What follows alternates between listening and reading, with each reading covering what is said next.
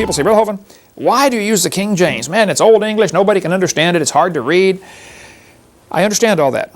And as a brand new Christian, saved out of the Methodist Church, my mom gave me every kind of new Bible version there was. If a new one came out, hey son, you're going to love this one. So I've got a huge collection of all the Bible versions.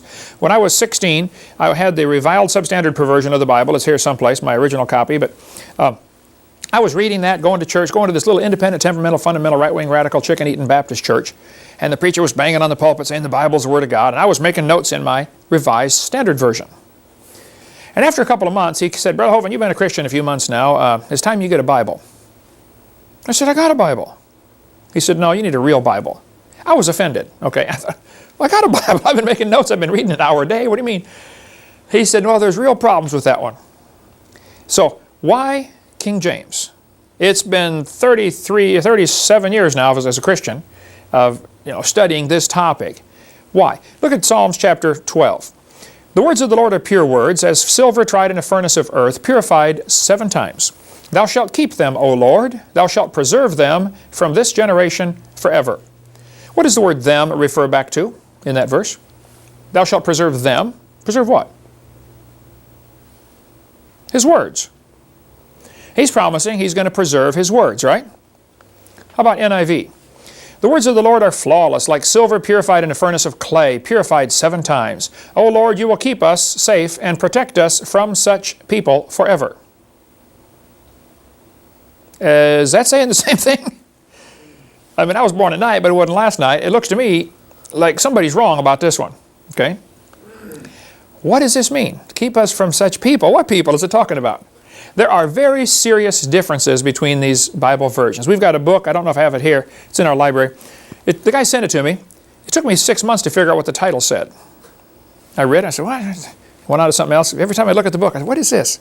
The title was, Things That Are Different Are Not the Same. I thought, well, duh, why would you title a book like that? Things that are different are not the same. And then I thought, wow, these Bible versions are definitely different, so you can't say they're the same. There are, as far as I understand it, 151 English translations of the Bible right now available. The law is you cannot get a copyright and therefore protect your work and therefore get more money unless you have 10% different from the original. Are there 151 different ways to say each of the verses in the Bible? At some point, you're going to have to stop saying it the right way and say it a wrong way just to make it different, just to get your copyright, just to get your money. Love of money, root of all evil. Here's a quick story. We could take an hour on this one, but right after the time of Christ, the disciples were writing their books and they were being persecuted and spreading out, and people were copying these letters and copying the Gospels and spreading them out. Persecution hit the church and they spread out everywhere. And for the next 1,000 years, it was horrible persecution against the church. And if they caught the heretics, the Christians, they would burn them at the stake and burn their Bibles. Well, people were spreading the Word of God around, making all kinds of copies. It takes about 10 months to write out a copy of the Bible using a pen. Now, you don't even have a good ink pen. You got a feather and you got to keep dipping it in the ink and keep cutting a new point on it. You don't even have a good ink pen, nor do you have good paper to write on. Lumpy parchment, stuff like that, or leather. But anyway, with all the obstacles they had, plus, being persecuted, it took about 10 months to handwrite a copy of the Bible. Well, they're making all these copies. By the time you get to 15 and 1600s, persecution lets up, and so people decided to collect the Bible copies together from all over the world and compare them and put it into English. Now keep in mind, some of these copies of the Bible had not seen each other in 1,000 years. There might have been people in France that were copying the Bible, and people in Africa copying the Bible, and people in China copying the Bible. And you can only use a book so long and it wears out. I've got, I don't know how many, absolutely worn out Bibles. Okay, I think I have probably 5 or 6 that I've just they're shot, okay? If you're a book that's in active use is going to have a limited life.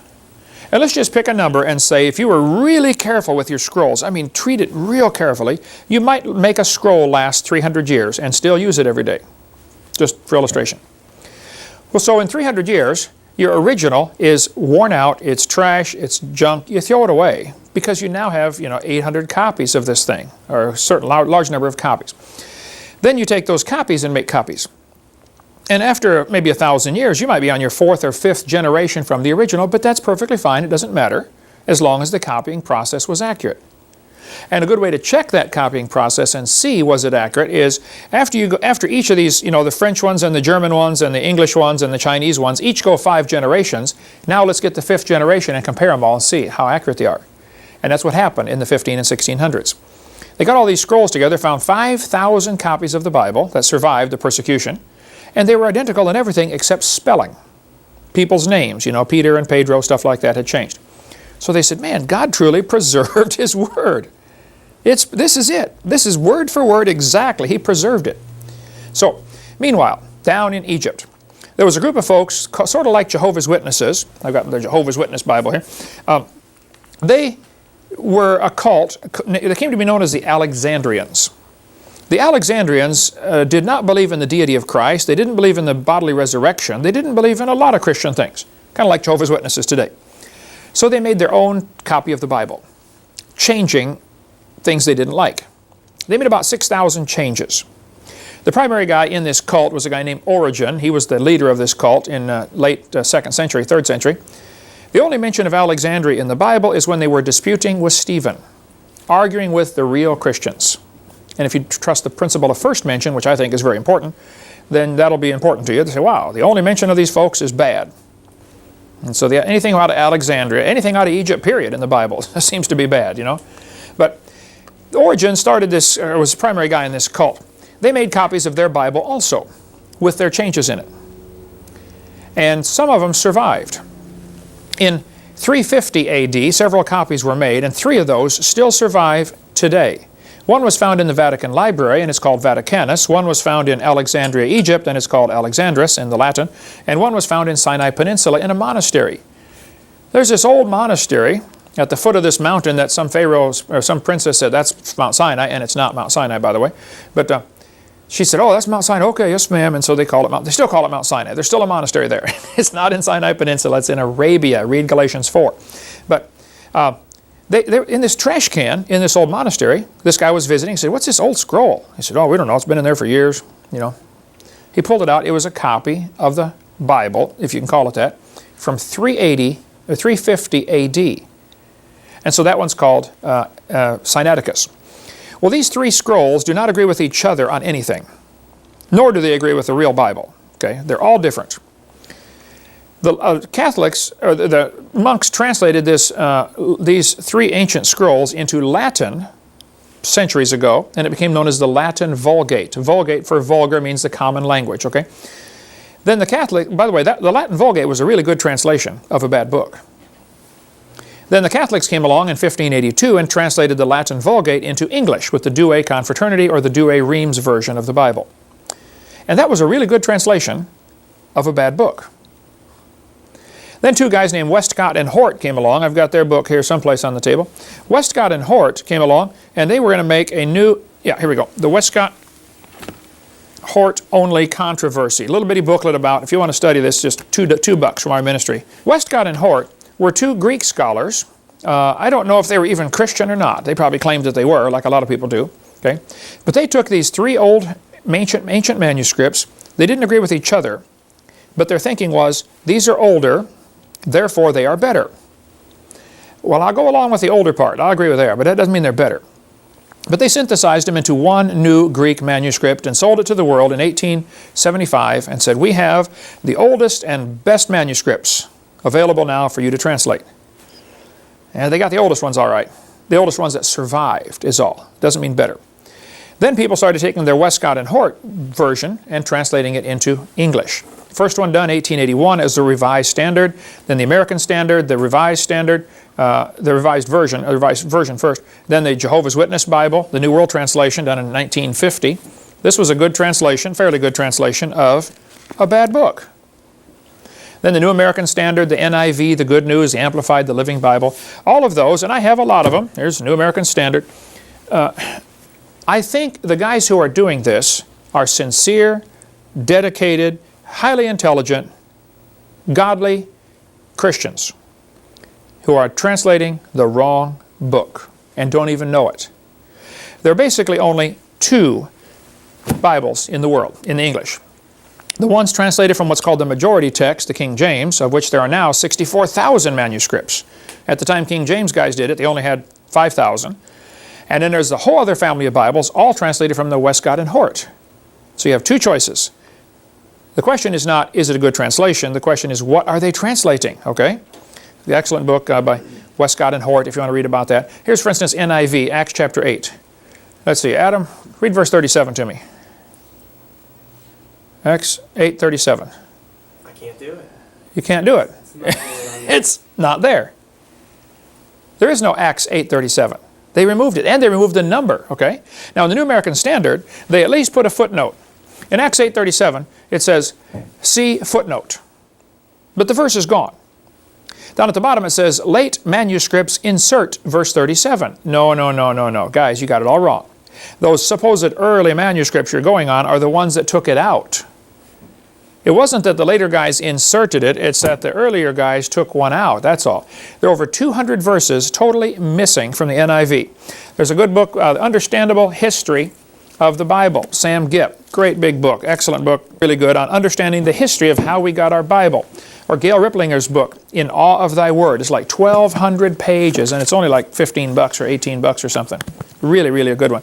There are many books that we offer on the King James controversy. If you want one that's toned down and kind of, you know, sweet, gentle, and mild, this would be it, by Sam Gipp. The Answer Book. Excellent book on why King James. The language of the King James. Why do they use these old words, thee and thou and stuff like that? Oh, there's a good reason for that. But the whole thinking that older is better is simply wrong. And how is Satan going to use these new versions toward bringing in his New World Order? Well, this one, the New Age Bible Versions, is excellent by Gail Riplinger, PhD in English. So older does not mean better. I have worn out many Bibles over my 37 years of being a Christian. Older doesn't mean better. So there are more manuscripts of the Bible than any other old book. Homer's Iliad, for instance, only has about 650 manuscripts. In 1946, they found 24,000 more manuscripts. Then the Dead Sea Scrolls were discovered, and now they have 64,000 manuscripts that support the King James, and 3 complete manuscripts and 46 fragments that support the Alexandrian. Then the Isaiah scroll found in the Dead Sea Scrolls was actually 1,000 years older than the other manuscripts. So there's plenty of good books available on that. There are all kinds of things we could talk about on the problems with the King James, or problems with the other versions, like 2 Samuel 21. Who killed Goliath?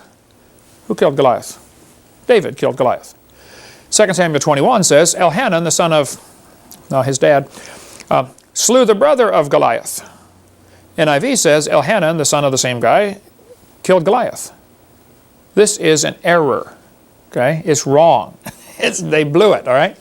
They left out verses, and we could scan through some of these. All these verses are left out. There's a list on the website, avpublications.com, of verses that are left out. 200 verses are simply gone. And those that are still in there, many times are changed to something meaning totally different. For instance, Hosea chapter 11, Judah yet ruleth with God. NIV, Judah is unruly against God. Would you say that is saying the same thing? Judah is also unruly against God? It's not saying the same thing. Thy dwelling shall be the fatness of the earth, Genesis 27. That's one of the blessings. Your dwelling shall be away from earth's richness. Away from the fertility of the earth shall be your dwelling. They're saying the opposite, folks. It's not the same. Proverbs 18. A man that hath friends must show himself friendly. What's that mean? If you want to have a lot of friends, then be friendly. NIV. A man of many companions may come to ruin. Are these saying the same thing? Am I missing something here? If you got a lot of friends, you'll be ruined? That's what it says. That's not at all correct. The Bible says in Matthew 7 that narrow is the way. Straight is the gate, and narrow the way that leadeth to life. And few there be that find it. Revised Standard says the gate is narrow and the way is hard. Wait, is it hard to go to heaven, or just not many do it? Now they use the these and the thous, and there's a reason for that, and then we'll go on to another subject here. If a word starts with Y, it is plural. Ye, your, etc. Okay? If it starts with T, it is singular, and there's an important reason. Nobody in 1611 was walking down the street saying, "How art thou today?" They weren't using that. But the King James translators wisely chose to use the these and the thous because of the distinction. If I walk into a room and say, "You come with me," does that mean one of you or all of you? You can't tell. But if you use thee and thou, you can tell. You can see in John chapter 3 very clearly. Jesus said to Nicodemus, "Marvel not that I said unto thee," singular, "ye must be born again." He changed it to plural. I'm telling you that everybody must be born again. That's a really important distinction. Otherwise, he'd be saying, Nicodemus, I'm telling you that you got to be born again. Well, how does that apply to Kent Hovind? It wouldn't apply. The fact is, it's very precise in the King James. So we can talk all day about that. We'll cover more in our college class. I think the whole concept you need to get in your head is, God promised He would preserve His Word, so where is it? I would like to hold a copy of it.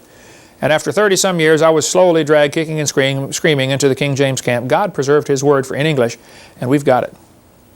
A couple of verses really attract my attention because of my speaking on creation all the time. Ephesians chapter 3 and verse 9. King James says, to make all men see what is the mystery, the fellowship of the mystery, which from the beginning of the world hath been hid in God, who created all things by Jesus Christ. There are two important phrases here. It says, from the beginning of the world. That's a definite time. He created things by Jesus Christ. Colossians 1 says the same thing. Jesus created all things. Jesus is God in the flesh. Well, a lot of these new Bible versions come from the Alexandrian, and they did not believe Jesus was God in the flesh. And bookstores, of course, want to sell lots of Bibles, love of money, root of all evil, and they don't want to offend anybody. So, hey, let's sell a Bible version that doesn't offend people. So look what they did with Ephesians 3:9. Which for ages past was kept hidden in God, who created all things.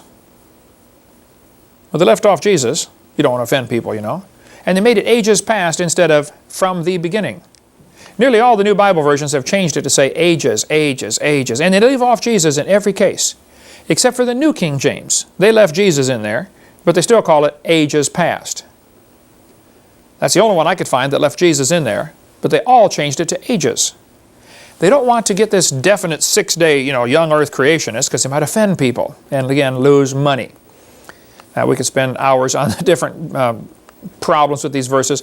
The last one that bothers me is it the first day in Genesis 1:5, or is it one day?